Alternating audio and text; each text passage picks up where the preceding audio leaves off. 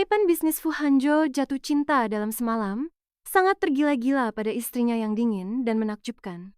Nanji datang dengan gembira, siap untuk merayakan ulang tahun pacarnya. Tetapi saat dia membuka pintu, dia melihat sepasang kekasih yang selingkuh sedang bermesraan. Kemesraan mereka tidak tahu malu, pemandangan itu tak tertahankan untuk dilihat. Hatinya hancur berkeping-keping, dan dia berbalik untuk lari. Tidak pernah dia bayangkan pacarnya akan mengkhianatinya. Di ujung koridor, dia tiba-tiba menabrak dada yang bidang dan kokoh. Pria itu menunduk dan langsung mengenalinya. Nanji menahan air matanya, menolak untuk menangis di depan siapapun, melewatinya begitu saja. Namun detik berikutnya, pria itu meraih pergelangan tangannya. Saat dia berbalik, dia menyadari itu adalah CEO yang pernah bernegosiasi dengannya. Mata Fu Hanzhou terpaku pada Nanji, seolah waktu tidak pernah mengubahnya. Pria itu mencondongkan tubuh lebih dekat dan bertanya, "Nona, apakah Anda butuh bantuan?" Nanji mencibir dalam hati. "Bantuan? Apa yang bisa dia lakukan? Menghajar bajingan selingkuh itu untuknya." Nanji tiba-tiba teringat, pria ini adalah CEO Grup Fu, seorang pengusaha terkenal, pewaris salah satu keluarga elit papan atas.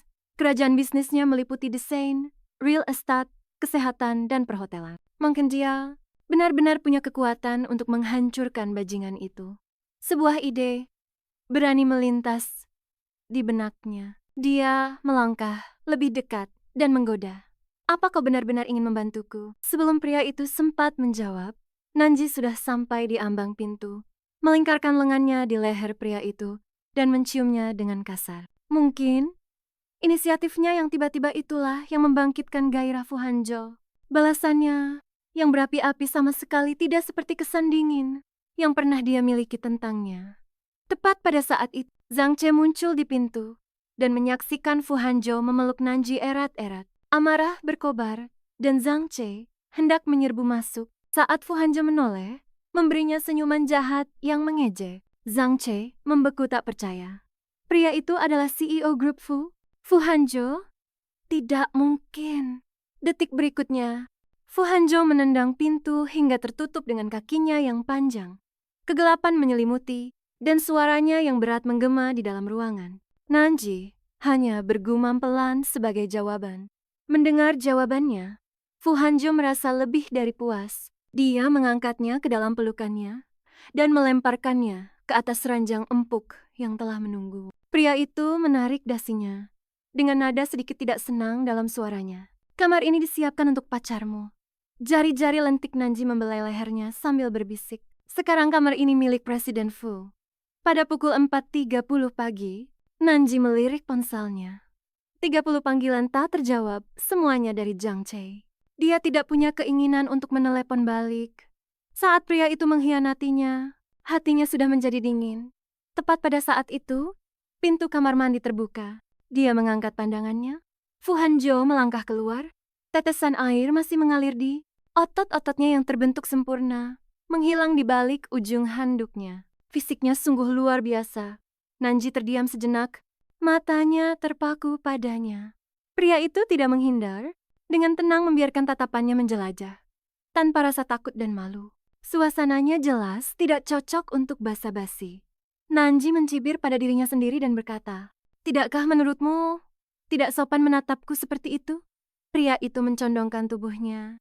Jari-jarinya menyentuh pipinya saat dia bergumam, "Apakah kamu keberatan jika kita melakukannya lagi?" Dalam kabut gairah, napasnya terasa di telinganya. "Maaf, beberapa hal memang terlalu membuat ketagihan." Pagi harinya, Nanji bangun dengan tubuh pegal dan sakit. Dia menoleh untuk melirik pria itu, yang masih tertidur di sampingnya. Sebelum dia bangun, Nanji bergegas turun dari tempat tidur. Bagaimanapun, apa yang terjadi semalam hanyalah sebuah kecelakaan. Nanji pergi ke pinggiran kota yang terpencil, hanya untuk menyadari bahwa mencari tumpangan di sini hampir mustahil. Tepat pada saat itu, sebuah mobil berhenti di depannya. Yang mengejutkannya, Luo Xinxi lah yang menurunkan kaca jendela mobil. Dia tersenyum sopan. "Nona Nan, Anda mau kemana? Sulit mendapatkan tumpangan pada jam segini. Masuklah, akan kuantar." Karena dia sudah berkata begitu, Nanji tidak menolak. Dia hanya pernah bertemu Luo Xinxi beberapa kali, kebanyakan saat dia bersama Zhang Ce. Meski begitu, dia tahu betul reputasi pria ini. Lembut, sopan, seorang pria sejati bagi para wanita. Namun, di saat berikutnya, dia menyesali keputusannya. Dia mengutuk dirinya sendiri. Dalam hati, bagaimana bisa dia melewatkan arti dari satu kata itu kami? Di kursi belakang, duduk seorang pria dengan celana panjang hitam yang disetrika rapi dan kemeja putih yang pas di badan. Postur tubuhnya yang tinggi memancarkan aura bangsawan. Siapa lagi kalau bukan Fu Hanzhou? Melihatnya ragu begitu lama, dia akhirnya berbicara, suaranya rendah dan stabil, tidak mau masuk. Karena tidak punya pilihan lain, Nanji dengan patuh masuk ke dalam mobil. Suasana di dalam mobil menjadi sunyi.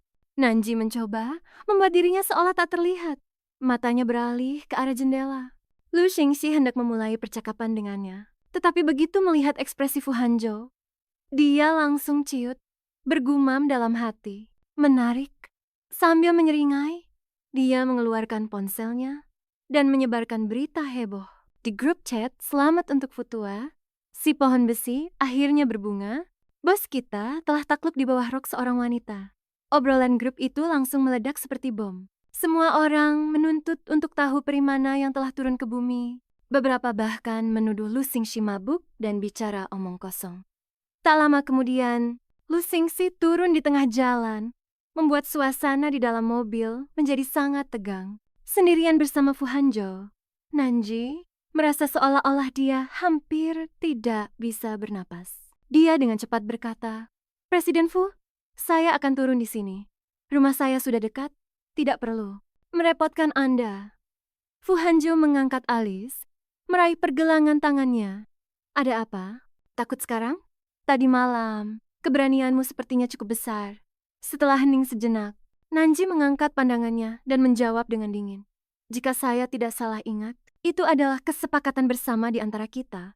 Tentunya Presiden Fu tidak di sini untuk balas dendam, kan?" Setelah itu, Fu Hanzhou perlahan melepas kacamatanya. Tatapan tajamnya tertuju padanya. Lalu dia mencondongkan tubuhnya mendekat. "Nona Nan, apakah Anda tertarik menjadi partner tidur jangka panjang saya?" Nanji menatapnya seolah melihat hantu. Tidak pernah menyangka Fu Hanzhou yang legendaris itu akan mengatakan hal seperti itu. Dia tidak ragu-ragu, menggelengkan kepalanya dengan kuat. "Saya menolak." Sementara itu, ponsel Nanji bergetar. Itu adalah pesan dari Zhong Chai. "Mengabaikan teleponku. Aku ada di depan gedungmu. Jangan berani-berani kau kembali. Percayalah, aku akan membuatmu membayarnya. Dan jangan berpikir menempel pada Fu Hanzhou itu berarti apa-apa. Kau pikir dia benar-benar membutuhkanmu? Kau hanyalah wanita lain baginya." Nanji menarik napas dalam-dalam, bergumam pada dirinya sendiri. Orang gila. Tepat saat Fu Hanzhou memalingkan muka, tangannya meluncur ke pahanya. Dengan suara rendah, dia menggoda, "Mau datang ke tempatku?" Sejak dia mengirim pesan itu, segalanya tampak menjadi tidak terkendali. Di dinding cermin lift, sosok mereka berdiri berdampingan. Lift berhenti di tengah jalan, dan sekelompok orang masuk. Ninji dengan cepat mundur untuk memberi jalan, tapi sebuah tangan yang kokoh mengunci pinggangnya, membuatnya membeku di tempat. Seorang tetangga dari lantai atas menyapanya dengan ramah, lalu melirik ke arah Fu Hanzhou dengan senyum penasaran. "Pacarmu?" Nanji memaksakan senyum kaku, menjawab, "Hanya teman." Namun tubuhnya semakin menegang, karena tangan Fu Hanzhou perlahan-lahan merayap ke atas. Tetangga itu terkekeh penuh arti. "Oh, aku mengerti. Pasangan muda dengan permainan kecil mereka." Syukurlah Liv, akhirnya sampai di lantainya. Dan Nanji buru-buru menyeretnya keluar, sambil kesulitan membuka kunci saat dia bergegas masuk. Tapi begitu pintu tertutup, dia dipojokkan ke dinding. Napasnya yang panas menerpa telinganya. Fu Hanzhou mencengkeram dagunya dan bertanya dengan dingin, "Teman, katakan padaku, apakah teman diundang ke atas seperti ini?" Nanji tidak bisa berkata-kata. Mengapa dia berubah pikiran lagi? Bagaimana bisa dia menyingkirkan satu masalah hanya untuk jatuh ke dalam masalah yang lebih besar? Jemarinya menyentuh tangannya, hampir tanpa sadar. "Presdir Fu, Anda ingin jawaban jujur atau bohong?" Saat itu, Fu Hanzhou mendekat. Kehadirannya menjadi lebih berani. Mengurungnya sepenuhnya. Telepon di lemari dekat pintu masuk mulai berdering. Nanji mengerutkan kening, rasa takut memenuhi dadanya. Dia menarik napas tajam, tapi Fu Hanjo, yang tidak sabar, mengulurkan tangan dan menjawabnya sendiri. Suara marah meledak dari seberang telepon, kau berani membawa Fu Hanjo ke atas. Apa-apaan yang kau lakukan selama ini, Nanji? Aku peringatkan kau, tanpaku, kau tidak akan bertahan, selangkah pun di perusahaan. Singkirkan Fu Hanjo, segera. Dada Nanji naik turun karena marah. Bajingan itu, dia mengandalkan ayahnya yang berkuasa untuk bertindak seenaknya di perusahaan. Fu Hanjo menangkup wajahnya, menempelkan bibirnya ke bibir Nanji. Detik berikutnya, suaranya merendah memperingatkan, jangan menggigit terlalu keras. Di seberang telepon, Jongche benar-benar kehilangan kendali. Sialan Nanji, turun ke sini sekarang juga. Kau dengar aku? Mata Fu Hanjo menjadi gelap saat dia mengelus bibirnya. Katakan, biarkan dia mendengarnya. Melingkarkan lengannya di bahu Fu Hanjo, Nanji mencondongkan tubuhnya dengan main-main, mengecup sudut bibirnya.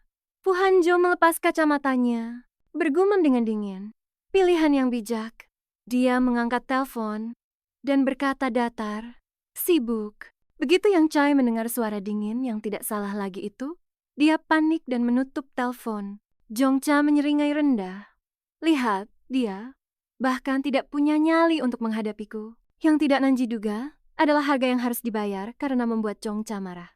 Dari ambang pintu ke ruang tamu, dari ruang tamu ke kamar mandi, dan akhirnya ke kamar tidur utama. Saat semuanya berakhir, dia bahkan tidak punya kekuatan untuk mengangkat kelopak matanya.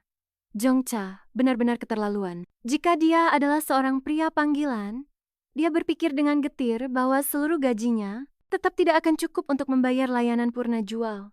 Semacam itu, menatapnya dari atas, bibir Jongcha membentuk seringai tipis. Jadi, bagaimana rasanya memanfaatkanku? Nanji tidak memberikan jawaban. Dia terlalu lelah untuk berbicara. Jongcha mengecup keningnya dan berkata dengan lembut, aku akan memberimu waktu 1 minggu untuk memikirkannya. Aku harap mendapat jawaban yang memuaskan. Namun di hari-hari berikutnya, Nanji mengabaikan sepenuhnya kata-katanya. Bagaimanapun mereka hanyalah kekasih sesaat, dan dia tidak pernah berniat untuk hubungan jangka panjang dengannya. Lebih penting lagi, dia tidak punya waktu untuk memikirkannya terus-menerus. Seluruh tenaganya dihabiskan untuk mengejar klien. Balas dendam Jongcha ternyata jauh lebih berbelit-belit dari yang dia duga. Acara hari jadi dan konferensi dealer yang berhasil dia dapatkan di Hotel Wanqing kini dibatalkan secara tiba-tiba. Dia hanya selangkah lagi untuk menjadi manajer departemen. Tapi, jika semuanya hancur di sini, Nanji tidak bisa menerimanya sekarang. Berdiri di lorong di luar ruang pribadi di Imperial Club, dia menarik napas dalam-dalam sebelum mengetuk pintu dengan senyum yang terlatih. Di dalam, suasananya sudah riuh. Meja dipenuhi botol-botol minuman keras. Sebuah suara yang menggoda berseru, bukankah ini kesayangan kecilnya Jongcha? Kukira dia wanita penghibur baru. Tapi harus kuakui, tubuh gadisnya ini benar-benar kelas atas. Lalu terdengar nada suara Jongcha yang sengaja dibuat kejam. Sayang, jangan buat aku tertawa. Dia hanya punya wajah cantik, menipu orang. Tidak ada yang baik di dalamnya. Nanji menoleh dan melihatnya dengan jelas. Jongcha sudah memangku wanita lain. Jongcha menyeringai dengan kejam. Apa? Takut sekarang? Merangkaklah kemari dan minum setiap tetes minuman keras ini, dan mungkin aku akan memberimu kesempatan untuk berlutut dan memohon ampun. Bibir Nanji sedikit terangkat saat dia membalas dengan dingin. Jadi kalau aku minum semuanya, kau akan melepaskanku? Ruangan itu dipenuhi dengan cemoohan. Zongchai mengatupkan rahangnya, lidahnya menekan pipi bagian dalam. Minum dulu, baru kita bicara. Nanji berjalan lurus ke arahnya, dan tanpa ragu-ragu, menuangkan seluruh isi gelas minuman keras itu ke atas kepalanya. Bajingan, tukang selingkuh, kau berani menghinaku. Kau pikir kesabaranku tidak ada batasnya? Sudah dikasih muka, malah tidak tahu diri. Memangnya kenapa kalau kamu diselingkuhi? Marah besar, Zongchai mengangkat tangannya, siap menampar wajahnya. Tapi sebelum dia sempat melakukannya, telapak tangan Nanji mendarat keras di pipinya. Tepat pada saat itu juga, pintu ruang pribadi itu ditendang hingga terbuka. Fu Hanjo melangkah masuk, mata gelapnya tampak suram dan mengancam. Dengan Luo Xingxi mengikuti di belakang. Dia maju tanpa henti. Dengan wajahnya yang tegas, setengah tertutup oleh lampu neon yang berkedip, auranya begitu mendominasi. Wajah Zongchai menjadi kaku saat dia memaksakan senyum canggung. Apa yang membawamu kemari? Silakan duduk. Fu Hanjo duduk di sofa, melonggarkan dasinya. Tatapannya terpaku dingin pada Nanji. Kemarilah. Mata Zongchai menyala karena kebencian. Akhir-akhir ini, dia sangat ingin menghancurkannya sampai menjadi debu. Dan tidak heran, dia berani datang sendirian. Ternyata, dia diam-diam memanggil Fu Hanjo. Fu Hanjo memberinya tatapan yang menakutkan. Tangan Zongchai langsung gemetar dan dia melepaskannya karena takut. Kemudian tatapan Fu Hanjo bertemu dengan tatapan Nanji. Senyum tipis tersungging di bibirnya. Apa kau benar-benar ingin aku datang dan menyeretmu sendiri? Nanji menarik napas dalam-dalam dan tidak lagi melirik Zongchai. Dia berjalan lurus ke arah Fu Hanjo, lalu duduk di sampingnya sambil merencanakan alasan untuk melarikan diri. Tiba-tiba, pria itu mencondongkan tubuh lebih dekat, melingkarkan lengan di pinggangnya yang ramping.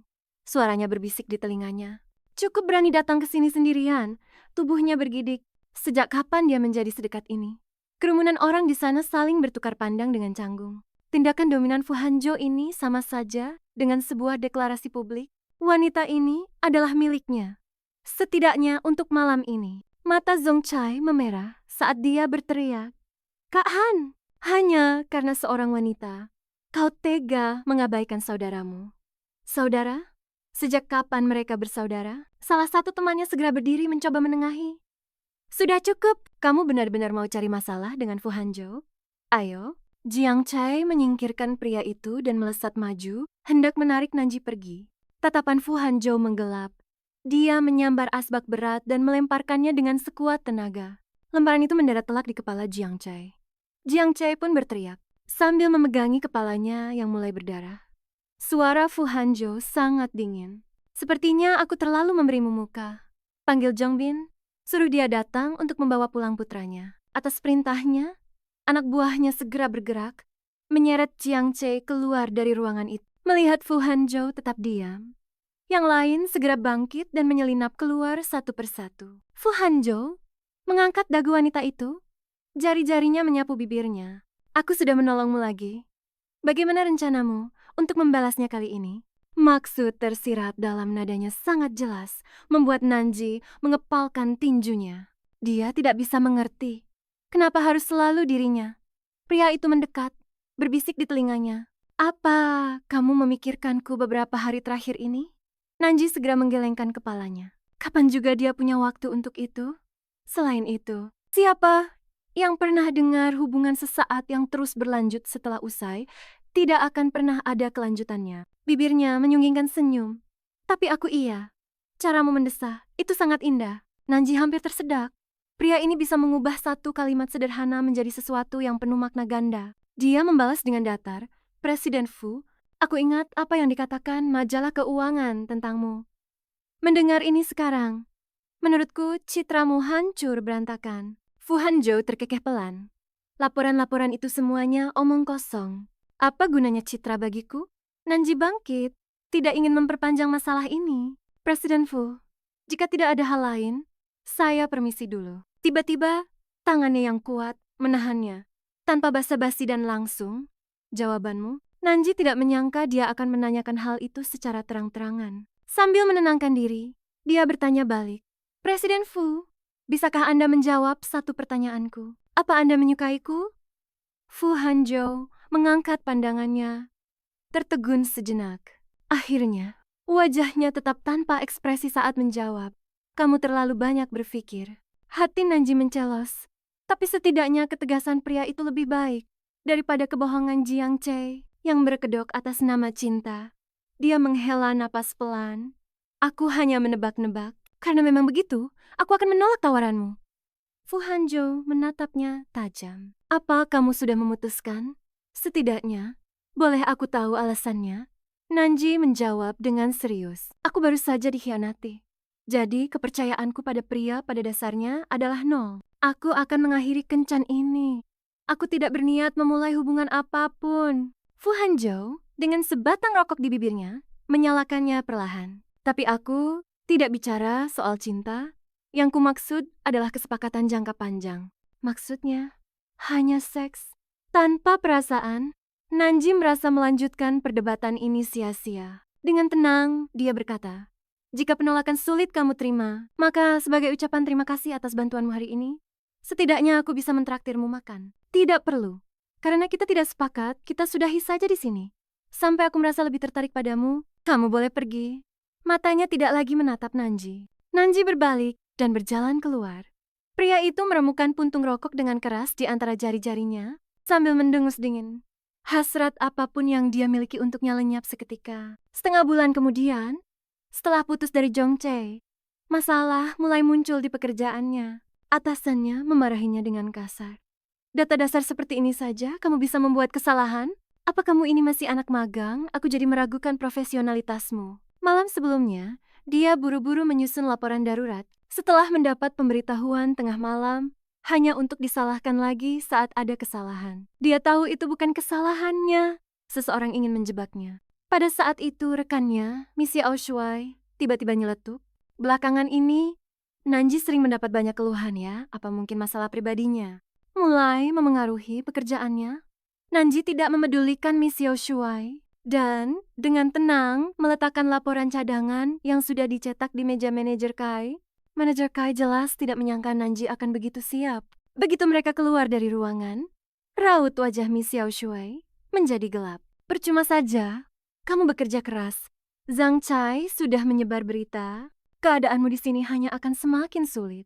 Nanji menatapnya tajam dan menyahut dengan ketus, "Aku bisa bertahan atau tidak. Itu urusanku. Tidak usah khawatir." Lin Yushu bergegas menghampiri. Sambil memutar bola matanya ke arah Miss Yao Shuai, "Kamu masuk ke sini pakai orang dalam, dan kamu punya nyali." Menuduh dia bergantung pada Yongcha.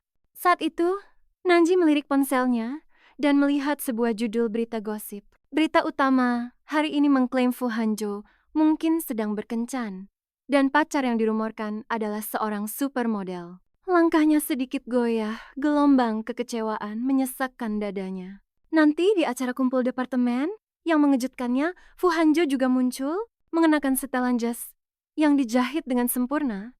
Dia memancarkan aura yang kuat dengan Lu Xingxi mengikuti di belakangnya. Saat melihatnya, dia menyapa dengan dingin, "Nona Nan, kita bertemu lagi." Manajer Kai membeku karena terkejut. "Tuan Muda Fu, Tuan Muda Lu." Pandangan Fu Hanjo menyapu seluruh ruangan, berhenti sejenak pada Nanji.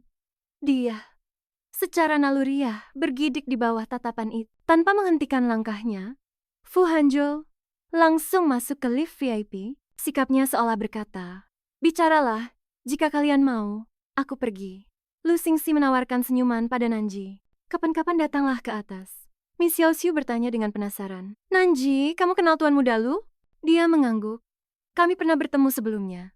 Tepat pada saat itu, pintu terbuka, dan seorang pelayan membawa masuk sebotol minuman keras. Sekilas melihat labelnya membuat semua orang tertegun, harganya setidaknya 100.000. Pelayan itu sedikit membungkuk, tidak salah lagi. Ini hadiah dari Tuan Muda Lu. Juga, seluruh tagihan malam ini akan ditanggung olehnya. Dada Nanji terasa sesak. Hubungannya dengan Lu Xingxi tidak begitu dekat, tidak cukup untuk membuatnya repot-repot melakukan ini untuknya. Mungkinkah ini sebenarnya perbuatan Fu Hanjo? Manajer Kai tiba-tiba melangkah lebih dekat, meletakkan tangan di bahunya. "Nanji, aku benar-benar sangat menghargaimu. Tuan Muda Lu baru saja membuka sebuah resor bergaya eksotis yang sangat menjanjikan. Jika hotel kita bisa bekerja sama dengannya, posisi manajer departemen pasti akan menjadi milikmu." Nanji dengan diam-diam menepis tangannya dan bergeser menjauh, menjawab dengan tenang, "Aku tidak terlalu dekat dengan Tuan Muda Lu. Jika ada kesempatan, aku akan tanyakan untukmu." Dalam hati, dia mencibir, lelucon sekali. Bahkan bos besar mereka, Fu Hanjo sendiri, mungkin tidak bisa mendapatkan proyek itu. Tapi rubah tua ini berpikir dia bisa.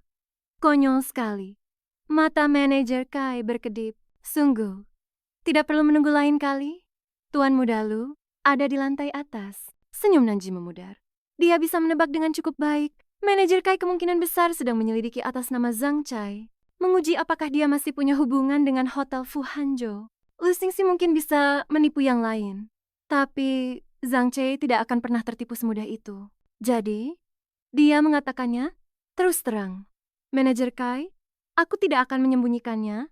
Tuan muda Lu sungguh tidak ada hubungannya denganku. Dia mungkin melakukannya hanya karena permintaan orang lain. Ekspresi manajer Kai menjadi muram.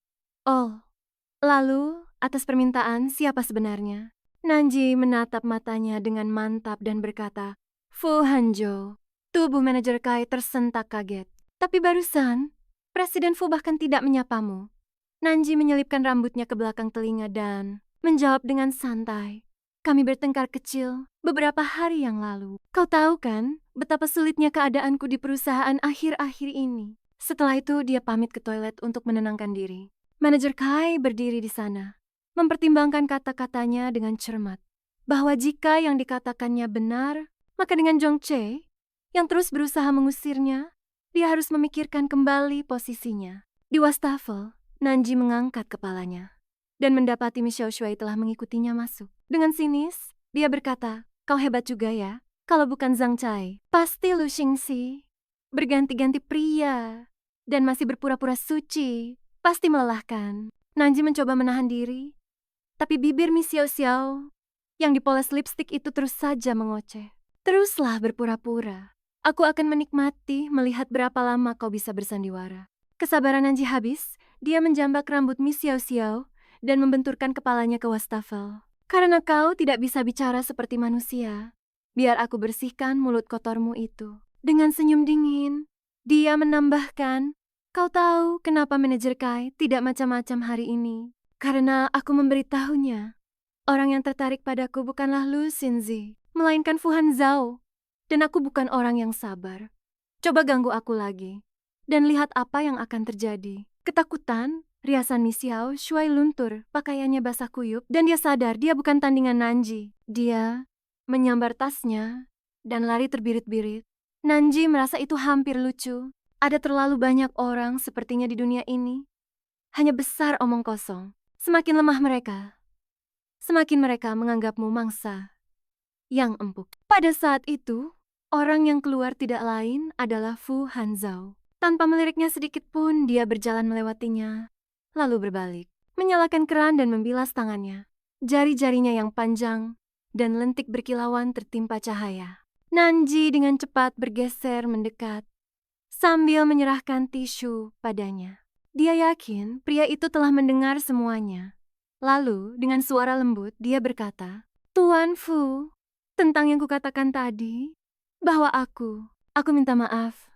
Tapi Fu Hanzhou tidak memberinya apa-apa, tidak sepatah kata pun, bahkan tidak meliriknya. Seolah-olah wanita itu adalah orang asing. Dia pun pergi begitu saja. Bahkan jejak aroma parfumnya yang familiar pun memudar bersamanya. Nanji menghela napas dalam hati. Ada apa dengan tahun ini? Setiap kali aku membuka mulut, sepertinya aku selalu berpapasan dengannya. Sambil mengeluarkan ponselnya, dia membuka jendela obrolan mereka dan mengetik sebuah pesan tulus. Aku minta maaf, tapi pesan itu tidak pernah terkirim. Pria itu sudah memblokirnya. Menatap tanda seru merah yang mencolok itu, Nanji baru pertama kali menyadarinya. Betapa menyebalkannya Fu Hanzhou. Tiba-tiba, ponselnya berdering. Suara wanita melengking terdengar, penuh dengan niat jahat. Hati-hati di jalan pulang malam ini. Nanji menutup telepon tanpa mengubah ekspresi, meskipun hatinya mencelos. Jongke, dasar orang gila. Pada titik ini, mustahil baginya untuk kembali dan menundukkan kepala pada pria itu. Satu-satunya kesalahannya adalah terlahir tanpa latar belakang dan tanpa kekuasaan. Saat Fu Hanzhou kembali ke ruang pribadi, Lu Xingxi langsung menggodanya. Kenapa kau lama sekali di toilet? Dia menyenggol bahu Fu Hanzhou dengan main-main. Aku bahkan sampai mencarimu. Pelayan bilang kau turun ke lantai 2. Mengingat kamar VIP sudah memiliki kamar mandi sendiri, keluar ruangan saja sudah cukup aneh. Dan pergi ke lantai 2 membuatnya sangat mencurigakan. Wajah Fu Hanzhou menjadi muram. Suasana hatinya memburuk. Dia duduk dengan kasar, menyalakan sebatang rokok dengan ekspresi kesal yang jelas. Ketika para wanita penghibur mencoba bersulang dengannya, dia mengusir mereka. Tidak tertarik. Percuma. Tidak ada satupun dari mereka yang semenarik wanita itu. Karena tidak tahan berlama-lama, Fu Hanjo pun pergi lebih awal. Rombongan itu kemudian pergi keluar untuk mencari taksi. Nanji berdiri di tepi jalan, masih bertanya-tanya apa sebenarnya yang direncanakan Jeongche. Tiba-tiba, sebuah mobil Bentley hitam berhenti. Seseorang bergumam bahwa itu mobil Fu Hanjo, dan semua mata pun tertuju ke jalan. Michelle Shuai, yang sudah menahan diri sepanjang malam, memanfaatkan momen itu dengan gembira. Beberapa orang suka sekali menyombong, mengaku punya hubungan dengan Presiden Fu. Tapi lihat, dia bahkan tidak berhenti untuknya. Tepat pada saat itu, sebuah mobil lain yang mengikuti dari belakang menepit tepat di depan mereka. Jendela di sisi penumpang turun perlahan. Ternyata itu adalah asisten Fu Hanjo, Xiao Yu, yang melirik Nanji dan berkata dengan datar. Beliau bilang, jika Anda punya keperluan bisnis, Anda bisa menghubungi nomor di kartu ini. Nanji membeku, lalu dengan cepat sadar kembali. Asisten Xiao, bisakah saya menjadwalkan pertemuan dengan Presiden Fu untuk berterima kasih padanya secara langsung? Xiao Yu menjawab dengan tenang, akan saya tanyakan padanya. Saat iring-iringan mobil mewah itu pergi, rekan-rekannya terdiam 1000 bahasa. Lin Yushu memutar bola matanya pada Mi Xiaoshuai yang berwajah pucat, badut menyedihkan. Nanji membuka pintu mobilnya, tapi ada yang terasa aneh. Di dalamnya ada sebuah kantong kertas, bergerak sedikit. Dari dalamnya terdengar suara decitan samar seperti tikus. Bulu kuduknya merinding. Dia baru saja akan menelpon polisi ketika langkah kaki mendekat dari belakang. Semakin lama semakin dekat. Sebuah tangan tiba-tiba menepuk bahunya. Ketakutan, Nanji berteriak, "Lepaskan, lepaskan aku!" Fu Hanjo mengerutkan kening, berbicara dengan suara rendah. Apa yang terjadi? Ada apa? Tertegun, Nanji menoleh dengan cepat dan akhirnya menghela napas lega. Ternyata dia. Suaranya bergetar. Seseorang mengikutiku. Seseorang mengutak-atik mobilku. Ada sesuatu di dalam kantong itu. Fu Hanjo merobek kantong itu, memperlihatkan seekor tikus yang setengah mati.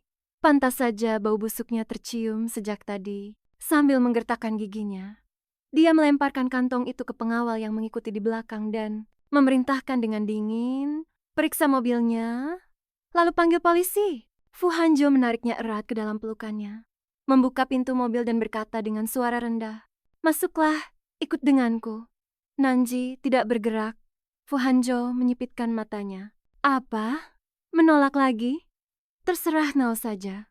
Tepat saat dia berbalik untuk pergi, ujung jasnya ditarik. Dia menatapnya dengan mata yang berkaca-kaca dan basah. Aku tidak bisa bergerak. Kakiku terasa lemas.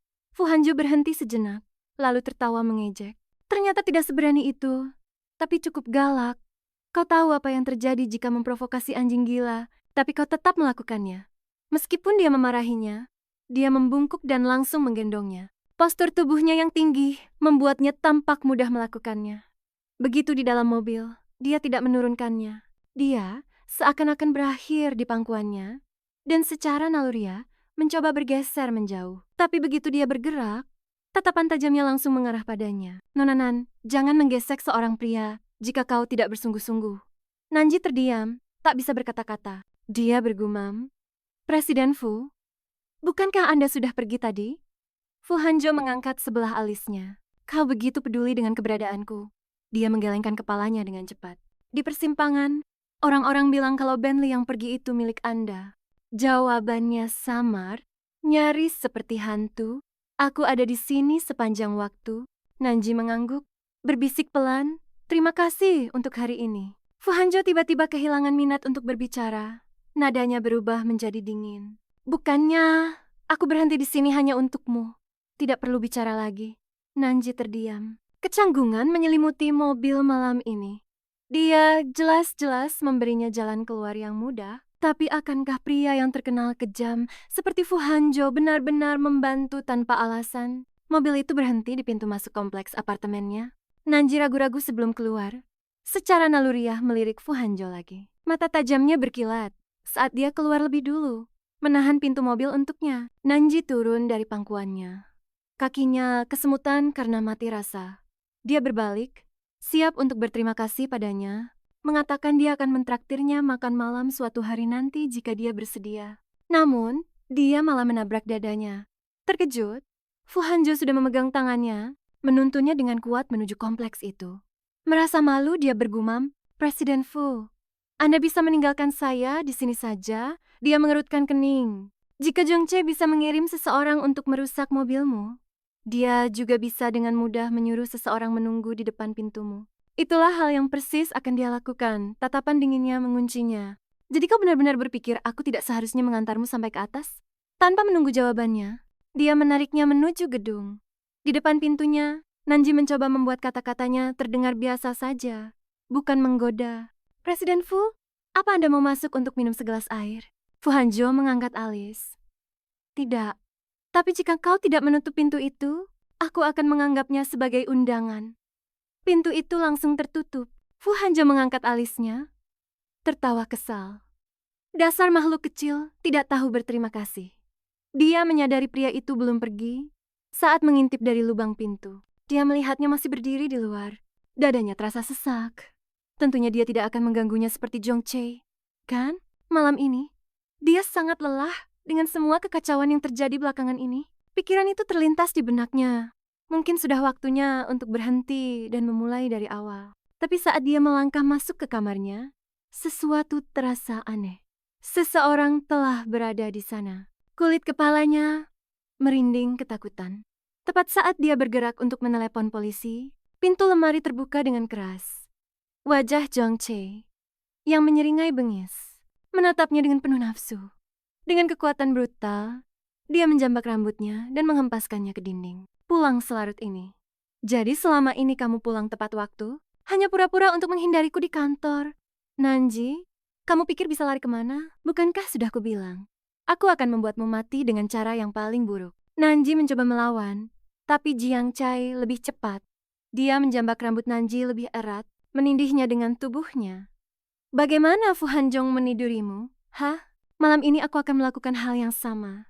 Lalu aku akan mengirimkan videonya padanya.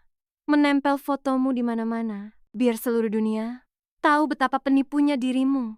Nanji bahkan tidak tahu apakah Fu Hanjong masih ada di dekatnya, tapi teriakan putus asanya tetap pecah.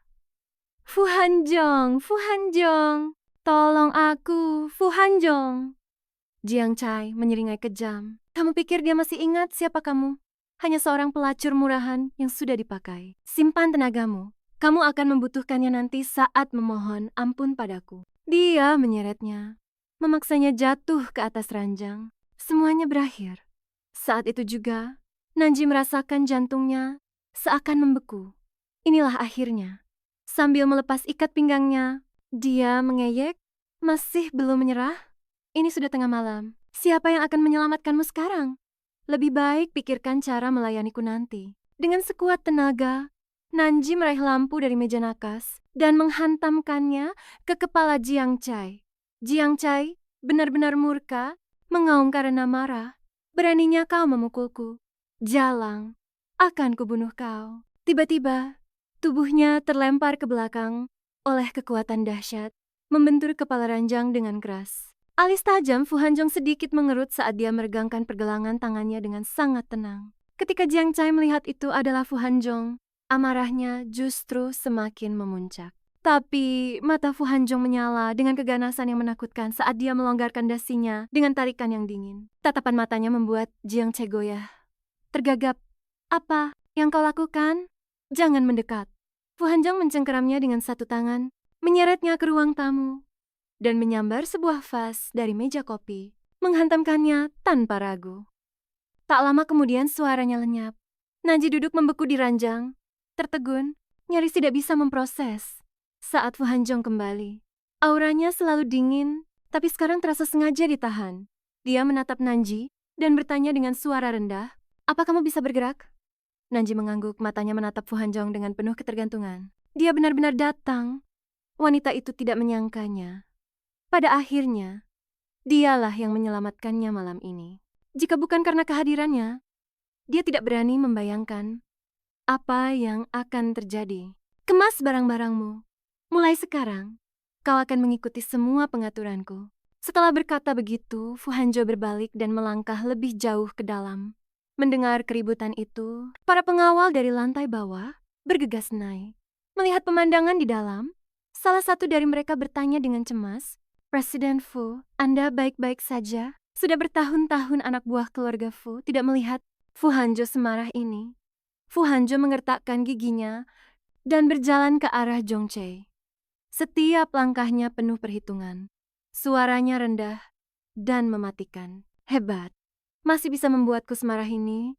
Kau salah satu dari sedikit orang." Sepatu kulitnya yang mengkilap menginjak dengan keras, melumat jari-jari Zhongchei. Zhongchei berteriak kesakitan, tapi rambutnya langsung dijambak ke belakang, memaksanya mendongak tak berdaya. Suara Fu Hanjo terdengar tajam seperti baja. "Tangan mana yang kau gunakan? Berapa kali kau memukulnya? Dan apa yang coba kau lakukan padanya?" Zhongchei meronta secara naluriah. Tetapi melawan kekuatan Fu Hanjo, dia tidak berdaya. Rasa panik memuncak saat dia berteriak, "Fu Hanjo, kau akan membunuhku." Fu Hanjo tersenyum dingin, suaranya menurun setajam silet. "Dia, jika engkau membuatnya takut, maka ya, aku mungkin akan membunuhmu." Dia tersenyum, tetapi matanya membeku dengan tatapan membunuh. Zhongchei tidak habis pikir bahwa itu hanyalah hubungan satu malam. Dia bahkan bukan pacar sungguhan Fu Hanjo. Kenapa dia bisa semarah dan segila ini? Dia memohon, "Aku bersumpah tidak akan melakukannya lagi. Lepaskan aku. Aku tidak akan pernah mendekatinya lagi." Sudah terlambat, jawaban Fu Hanjo dingin dan final. Yang terjadi selanjutnya adalah pemukulan sepihak dengan mulutnya yang dibekap oleh para pengawal. Yang terdengar dari celah pintu hanyalah erangan teredam dan isak tangis tertahan. Nanji memasukkan pakaian ke dalam kopernya, memaksa dirinya untuk tetap tenang, meskipun tangannya yang gemetar mengkhianatinya. Tiba-tiba, pintu terbuka, membuatnya tersentak kaget. Dia menoleh dan melihat Fu Hanjo berdiri di sana. "Sudah selesai berkemas?" tanyanya dengan datar. Nanji mengangguk. "Sudah." Pria itu melangkah mendekat. Bayangannya memanjang di belakangnya, lalu menariknya ke dalam pelukannya. Tangannya yang besar mengelus rambutnya dengan lembut. "Jangan takut, dia tidak akan kembali lagi." Hanya kata-kata itu saja sudah cukup untuk menenangkan hatinya. Kembali, di dalam mobil, Fu Hanjo mencondongkan tubuhnya untuk memasangkan sabuk pengamannya. "Aku akan menyuruh pengawal membersihkan tempatmu. Buktinya akan langsung diserahkan ke polisi."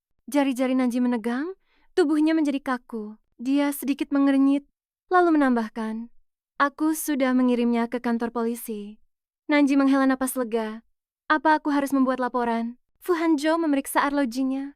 "Sudah terlalu malam untuk hari ini. Soal itu, aku akan menyuruh seseorang mengurusnya besok." Untuk pertama kalinya, Nanji benar-benar merasa tenang. Dia berbisik pelan, "Terima kasih." Kali ini, rasa terima kasihnya berbeda. Rasa terima kasih itu membawa kepercayaan.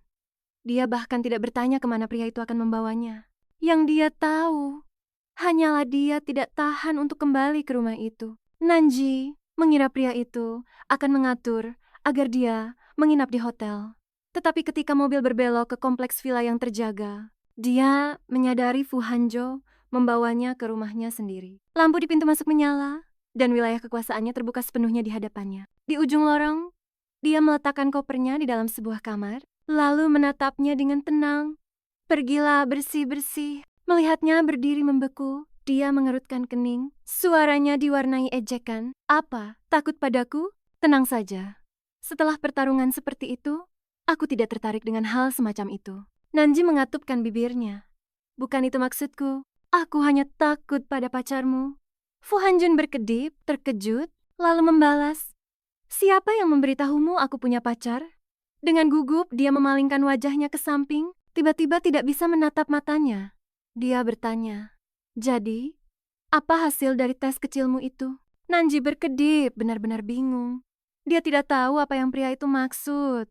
Tatapan dingin Fu Hanjo itu menunduk, menekannya, memilih pasangan, hanya karena dia lajang dan tersedia, tanpa pernah menyelidiki masa lalunya.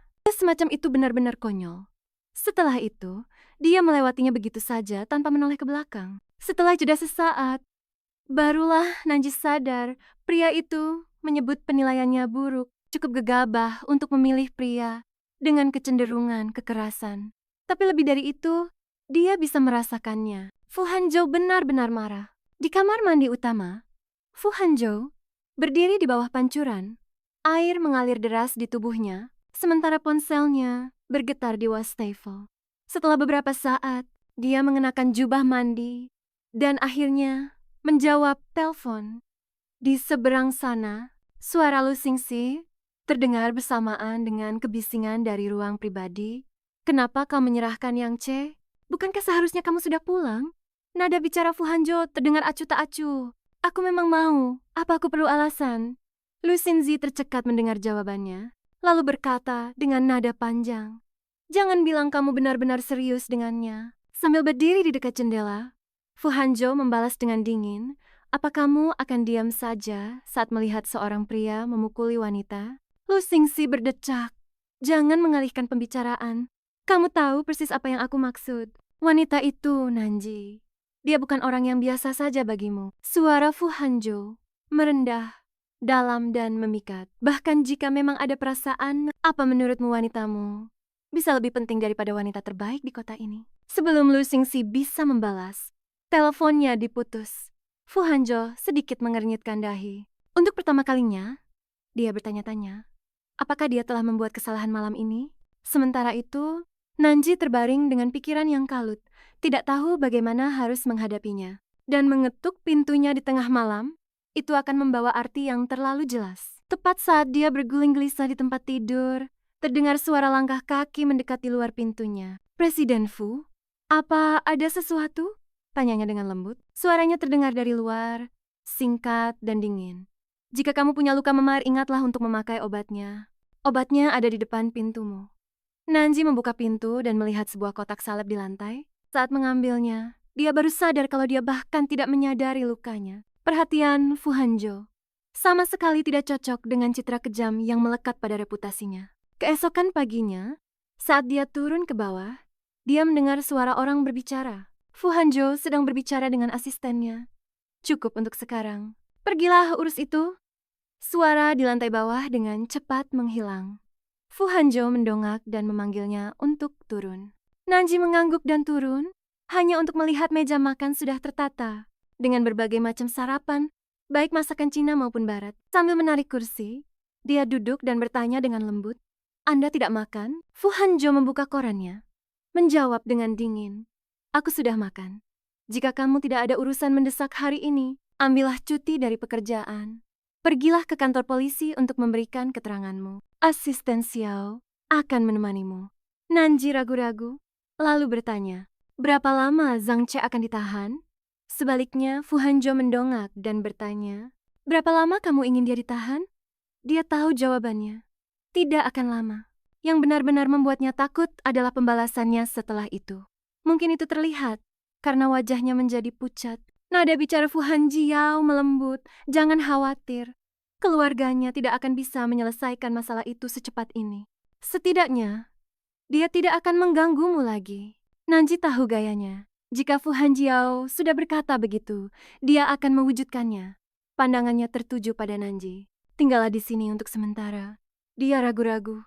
Apa itu tidak pantas? Bibirnya sedikit melengkung. Apa yang tidak pantas? Mengumpulkan keberanian, Nanji pun berbicara. Presiden Fu, Anda sudah menolongku berkali-kali. Pasti ada alasannya.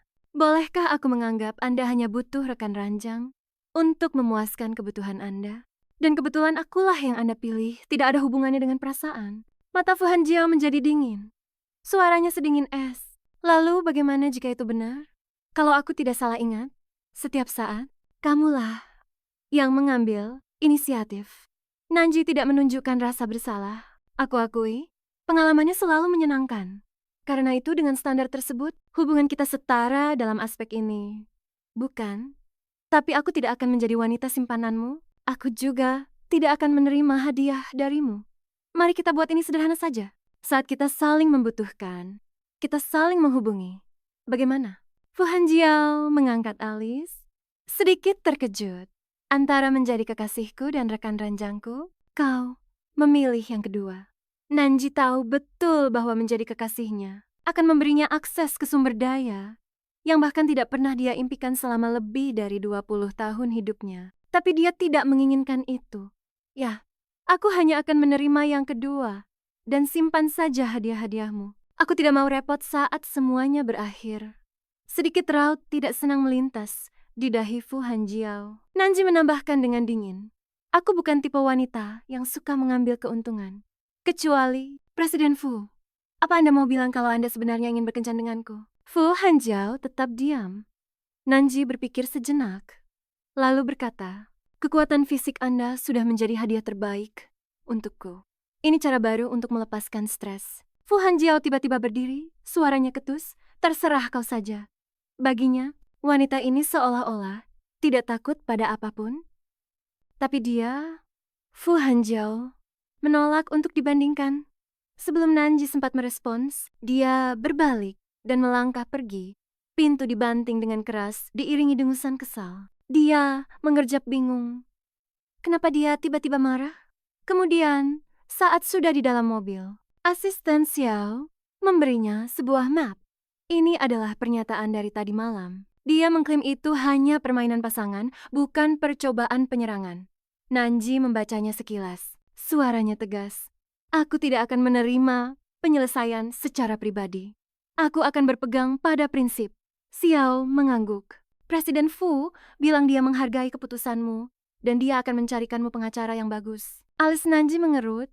Dia harus mengakui kalau dia berutang budi pada Fu Hanjo untuk ini. Jika bukan karena satu pesan yang dia kirimkan itu, dia tidak akan pernah terseret ke dalam kekacauan ini. Tegasnya, masalah kotor keluarga Zong sama sekali tidak ada hubungannya dengan grup makanan itu. Di dekat kantor polisi, asisten Xiao mengingatkannya. Nyonya Zong muncul tadi malam. Kondisinya sedang tidak stabil. Saranku, hindari konfrontasi langsung. Jika bisa, Nanji berpikir dalam hati bahwa apakah konflik akan terjadi atau tidak, sepenuhnya bergantung pada pihak lain. Dia tidak punya niat untuk memprovokasinya. Saat dia memasuki kantor polisi, dengan Xiao di sisinya untuk memberikan keterangan, Nyonya Zong menyerbunya, suaranya tajam. Jadi kau yang menuntut anakku, hah? Tangannya terangkat, siap menampar wajah Nanji. Nanji dengan cepat menangkap pergelangan tangan wanita itu, suaranya sedingin es. Memukul seseorang di dalam kantor polisi. Apa kau secara terbuka menentang hukum? Nyonya Zong menggertakkan giginya. Jangan sok suci, kau hanya ingin menghancurkan Zong Chaiku kan? Nanji menghempaskan tangannya dan membalas dengan dingin. Daripada mengamuk di sini, mungkin tanyakan pada dirimu sendiri apa yang telah dilakukan putramu. Jika dia tidak melanggar hukum, aku tidak akan punya alasan untuk mengajukan tuntutan. Gemetar karena marah, Nyonya Zong meludah. Berapa banyak yang kau inginkan untuk mencabut kasus ini? Semua omong kosong ini, pada akhirnya, uang yang kau incar. Berhentilah berpura-pura kau lebih suci dari semua ini. Nanji mengangkat alis dan menoleh ke petugas terdekat. Nadanya tegas, kalian semua mendengarnya. Dia baru saja mencoba menyerang. Aku tidak akan menerima mediasi. Aku percaya pada hukum. Hukuman apapun yang pantas dia terima, itulah yang akan dia dapatkan. Wajah Nyonya Zong menegang. Umpatan masih keluar dari mulutnya. Nanji tidak mau meladeninya. Semua yang terjadi di kantor polisi akan dilaporkan kepada Fu Hanjo oleh Xiao. Ketika Lu Xinzi masuk ke kantor Fu Hanjo, Xiao masih menyampaikan laporan suaranya. Fu Hanjo mengangkat pandangannya. Tatapannya dingin dan tajam. Kau punya banyak waktu luang? Tidak ada perusahaan yang harus diurus? Jadi kau muncul di tempatku di siang bolong? Lu Xingxi merentangkan tangannya. Kamu menjebloskan ayah dan anak keluarga Jiang ke balik jeruji besi. Sekarang semua orang bertanya padaku apa artinya ini. Sebaiknya kamu berikan kami jawaban yang jelas, agar kami tahu bagaimana situasinya. Fu Hanjo menyesap kopinya. Nadanya datar, melanggar hukum, masuk penjara. Seseorang harus memberi mereka pelajaran itu. Lu Xingxi menyisir rambutnya yang tertata dengan tangan. Sepertinya bocah itu akan mendekam di penjara cukup lama. Ngomong-ngomong, Song Joyo akan mengadakan pesta kapal pesiar nanti. Ini hari ulang tahun pacarnya. Kamu datang. Fu Hanjo teringat pada Nanji. Berpikir dalam hati, dia pasti sudah keluar dari kantor polisi saat itu. Aku sudah punya rencana lain. Lu Xingxi bergidik dengan dramatis. Itu terdengar menggelikan. Dan akhir-akhir ini, dia susah sekali dihubungi. Jangan bilang kamu benar-benar mulai punya perasaan.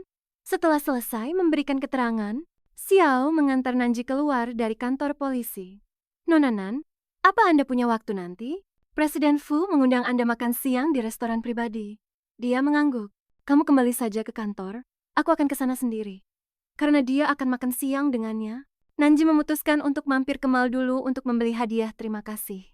Tiba-tiba bibinya menelepon. Yutong berkelahi di sekolah, anak yang lain jatuh dari tangga dan berakhir di rumah sakit. Kami sedang di luar kota. Bisakah kamu ke sana? Yang Yutong berulah lagi. Dia hanyalah anak tiri dari bibi Nanji. Kalau tidak, Nanji tidak akan mau repot-repot. Meski begitu, dia langsung memanggil taksi ke rumah sakit. Nanji menemukan Yang Yutong terduduk lesu di bangku koridor, terlihat sangat berantakan. Saat Yutong melihatnya, dia mengerutkan kening. Kenapa kamu yang datang? Aku tidak memintamu datang. Pasti bibimu yang suka ikut campur itu lagi. Seorang wanita simpanan yang berpura-pura menjadi ibuku, konyol. Wajah Nanji langsung menjadi gelap. Dia menatap tajam mata Yutong dan berkata dengan dingin, bibiku dan ayahmu saling mencintai dengan tulus. Berhenti menyebut kata wanita simpanan. Keluargaku tidak mengambil sepeser pun dari keluargamu. Yang Yutong, bibiku mungkin bisa mentolerirmu, tapi aku tidak akan. Sebaiknya kamu jaga sikapmu. Karena jika ini membuatmu masuk penjara, aku akan menjadi orang pertama yang merayakannya dengan petasan. Mata Yutong berkedip gelisah. Penjara benarkah? Nanji berbalik, suaranya terdengar tidak sabar. Aku sudah bertanya pada dokter. Gadis yang kamu lukai itu adalah seorang murid tari. Pakai otakmu. Kalau dia tidak bisa menari lagi karena ulahmu, apa kamu pikir mereka akan membiarkannya begitu saja? Nanti kamu harus minta maaf pada gurunya. Ini bisa menjadi masalah hidup dan mati. Mereka tiba di ruang VIP dan mengetuk pintu. Lalu suara seorang pria menjawab dari dalam. Nanji membeku. Suara itu terdengar sangat familiar. Saat dia melangkah masuk dan melihat sosok itu, alisnya berkerut. Dari sekian banyak orang, kenapa si pembuat onar Yutong ini bisa memprovokasi dia? Xia Lidong berdiri di dekat jendela. Wajahnya menunjukkan ketidaksabaran. Tapi saat dia berbalik dan melihat Nanji, ekspresi terkejut muncul di wajahnya. Genggaman Nanji pada tasnya mengerat. Dalam hati dia mengutuk Yang Yutong. Dasar pembuat onar. Kalau saja itu orang lain, Xia Lidong tidak akan sudi meliriknya sedikit pun. Dia pasti sudah menyuruh orang untuk mengusirnya. Tatapannya menyapu Nanji sebelum berbicara dengan dingin. Manajer Nan menangkap nada bicaranya. Nanji dengan hati-hati memilih kata-katanya. Ini salah kami karena gagal mendidik anak itu dengan benar. Kompensasi apapun yang Anda butuhkan, kami akan berusaha sebaik mungkin untuk memenuhinya. Xia Lidong mengangkat alis. Pamanku hanya punya satu putri yang dimanjakan oleh seluruh keluarga. Apakah dia bisa terus menari, atau tidak masih belum pasti? Dan katakan padaku, kompensasi apa yang mungkin bisa kamu tawarkan? Pikiran Nanji berpacu, mencari jawaban. Tiba-tiba dia bertanya, apa hubungan kalian? Nanji membeku, lalu menjawab, dia seperti adik perempuanku. Bibirnya membentuk senyum mengejek. Lucu, dia sepertinya tidak memperlakukanmu seperti kakaknya. Dia membentak dengan dingin, keluar. Aku punya beberapa pertanyaan untuk adikmu yang baik itu. Yutong langsung lari ke pintu, jelas-jelas melimpahkan semuanya ke pundak Nanji. Kalau bukan karena bibinya, Nanji tidak akan membuang waktu sedetik pun untuk berurusan dengan anak kurang ajar seperti itu. Xiao Lidong duduk di sofa, menyesap tehnya. Kekacauan yang dibuat Jiang Chai, apa ada hubungannya denganmu? Nanji sedikit mengangguk. Dia menyalakan sebatang rokok, mengisapnya perlahan dan berkata datar, keluargaku tidak butuh kompensasi, tapi aku akan memberimu muka. Aku tidak akan membuat adikmu ditangkap. Hati Nanji terangkat, Tuan Muda Xia, apa itu benar? Dia mengangkat alisnya. Hanya karena Hanjo, aku akan bicara langsung dengannya lain kali. Nanji bukan tipe orang yang sentimental, tapi dia diam-diam mencatatnya dalam hati. Pria ini adalah seseorang yang harus dia ingat. Dengan senyum tipis, Xiao Lidong melihatnya pergi, lalu mengeluarkan ponselnya dan mengirim pesan ke Fu Hanjo. Begitu mereka keluar dari ruang rawat, Yang Yutong berkata dengan malas, jadi kita bisa pergi sekarang kan? Nanji menatapnya dengan dingin. Seharusnya aku tidak pernah datang untuk membereskan kekacauanmu. Yutong terdiam. Apa maksudmu? Marah karena aku menyusahkanmu. Kau bisa saja pergi lebih awal. Aku tidak pernah memintamu untuk ikut campur. Nanji menekan tombol lift sambil mencibir. Lucu sekali, kau baru punya nyali sekarang. Kenapa kau diam saja di dalam sana? Sepertinya kau sadar betul. Tidak ada yang akan melindungimu di luar. Kau. Yutong menatapnya dengan tajam. Nanji tertawa sinis sambil melipat tangannya. Oh, dan apa maksud tatapan itu? Kau. Yutong mendengus. Dia tadi sedang memperhatikan tubuhmu. Kau dan tantemu sama-sama penggoda. Tatapan Nanji menajam. Sebaiknya kau tunjukkan rasa hormat pada tanteku.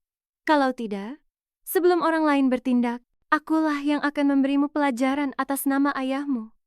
Yang Yutong sangat marah sambil menghentakkan kakinya karena kesal. Sementara itu, Fu Hanjo telah menunggu di restoran cukup lama, berpikir dengan kesal kalau Nanji pasti tertahan. Kenapa dia belum datang? Tepat saat itu, sebuah pesan masuk. Tatapannya menjadi dingin. Dia sudah berjanji makan siang dengannya, tapi malah pergi menemui Xiao Lidong. Dia segera meneleponnya, ingin mendengar penjelasannya. Di telepon, suaranya lembut dan terdengar malu-malu. Maafkan aku, ada urusan mendadak tadi siang. Aku terpaksa membatalkan janji kita.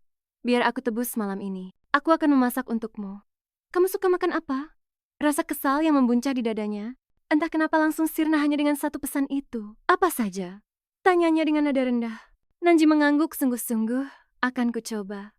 Aku akan berusaha sebaik mungkin untuk menyenangkanmu. Setelah jeda sejenak, suaranya yang dalam dan serak terdengar menggoda. Yang sebenarnya ingin ku makan adalah dirimu. Nanji membeku. Pipinya memanas. Ini adalah pertama kalinya dia mendengarnya mengatakan sesuatu yang begitu blak-blakan. Fu Hanjo terbatuk, tertawa kecil sambil mencairkan suasana. Tenang saja, aku hanya bercanda. Masak saja apapun yang kamu mau. Setelah menutup telepon, Nanji melihat seorang pria jangkung berjas mendekat dari sudut. Nona Nan, katanya dengan hormat. Kami diutus oleh Presiden Fu. Sepertinya akan turun hujan. Bolehkah kami mengantar Anda ke tujuan? Nanji berkedip, orang-orang Presiden Fu, kalian mengikutiku selama ini? Pria itu tampak sedikit malu. Kami adalah keamanan pribadi yang disewa oleh grup Fu. Tugas kami hanya untuk memastikan keselamatan Anda jika ada ancaman. Kecuali benar-benar diperlukan, kami tidak akan menunjukkan diri. Meskipun sedikit tidak senang, Nanji tahu ini adalah waktu yang sensitif. Aku akan kembali ke Villa Presiden Fu. Turunkan saja aku di supermarket terdekat. Malam itu, Fu Hanjo menjalani rapat dadakan. Ponselnya terus berada di genggamannya.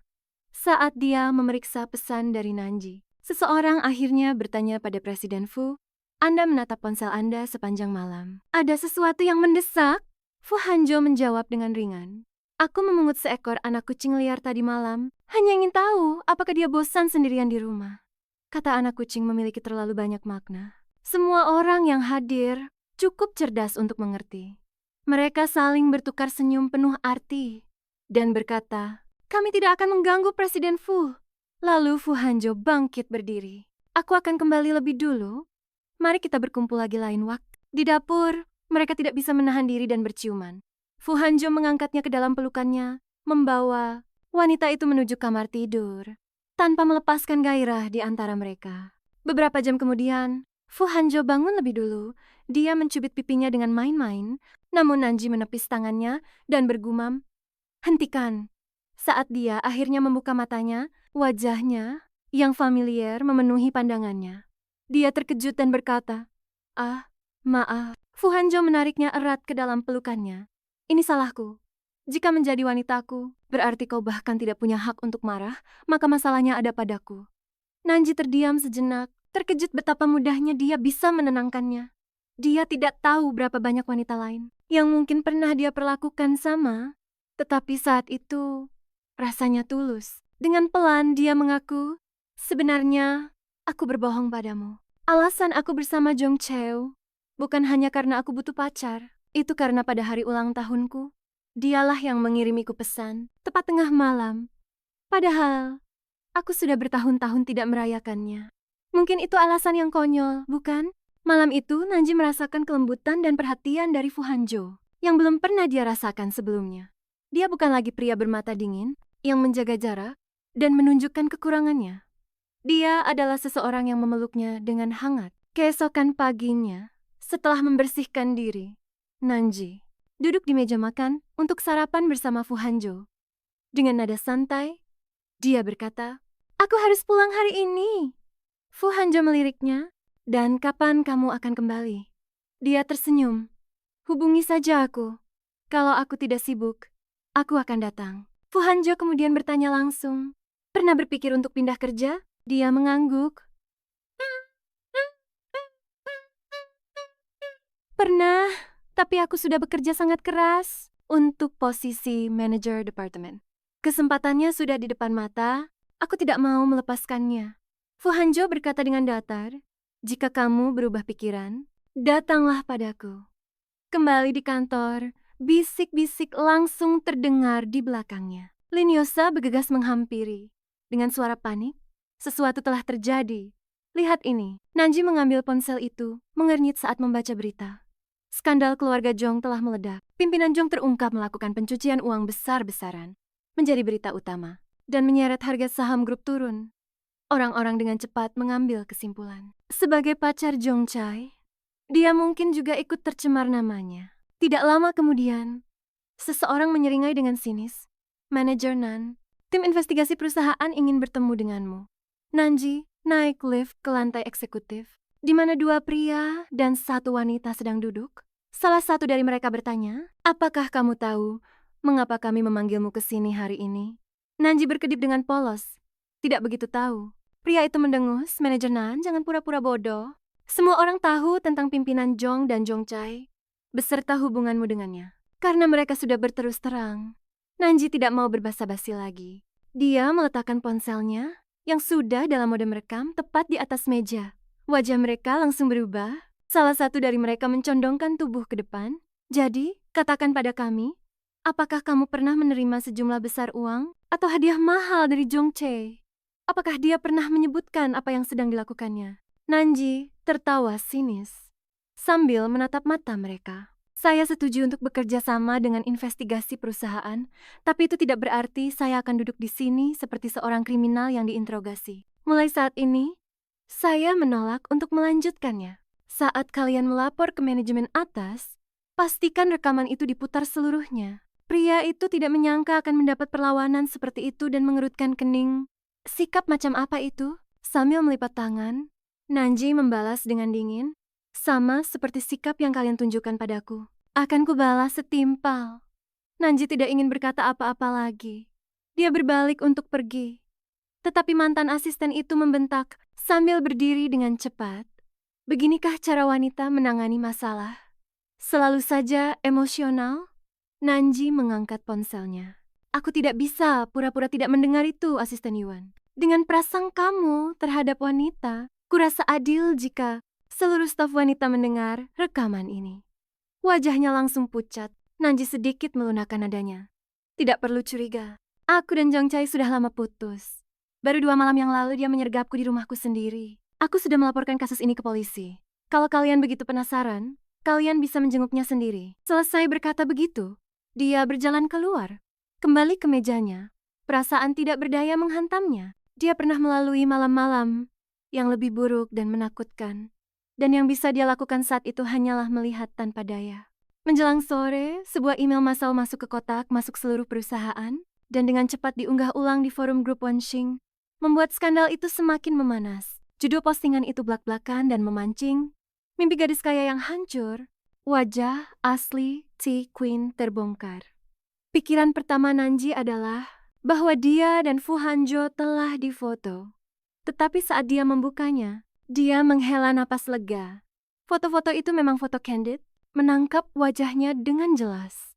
Dilihat dari seragamnya, foto itu pasti diambil 2 bulan yang lalu saat dia keluar dari mobil mewah dengan pakaian kerja Wan Shun. Komentar-komentar di bawahnya benar-benar keji. Pacarnya di penjara dan dia sudah dapat tangkapan baru. Seorang Chi Queen yang topengnya terbuka Menghadapi tatapan sinis dari rekan-rekannya, Nanji dengan tegas mengeluarkan pernyataan publik. Dia menuntut agar orang di balik postingan itu meminta maaf, atau dia akan menempuh jalur hukum untuk membela hak-haknya. Tanpa ragu-ragu, dia menelepon polisi untuk membuat laporan. Seseorang mencoba membujuknya. Polisi tidak akan membantu soal itu. Aku akan mencari Kak Men. Dia akan tahu cara menanganinya. Nanji sedikit mengernyit. Mungkinkah ini perbuatan Tang Monroe? Di tempat lain, Fu Hanjo sedang rapat. Layar ponselnya terpaku pada pesan. Apakah kamu ada waktu akhir pekan ini? Sekilas rasa tidak senang melintas di benaknya. Dia baru saja pindah. Dan sekarang dia bahkan tidak membalas pesanku. Memangnya sesibuk apa dia? Tiba-tiba Fu Hanjo berdiri. Nadanya dingin. Angkanya salah, kerjakan ulang. Cukup, aku ada urusan lain. Rapat selesai. Dengan begitu, dia melangkah keluar. Kaki jenjangnya membawanya dengan cepat meninggalkan ruangan itu.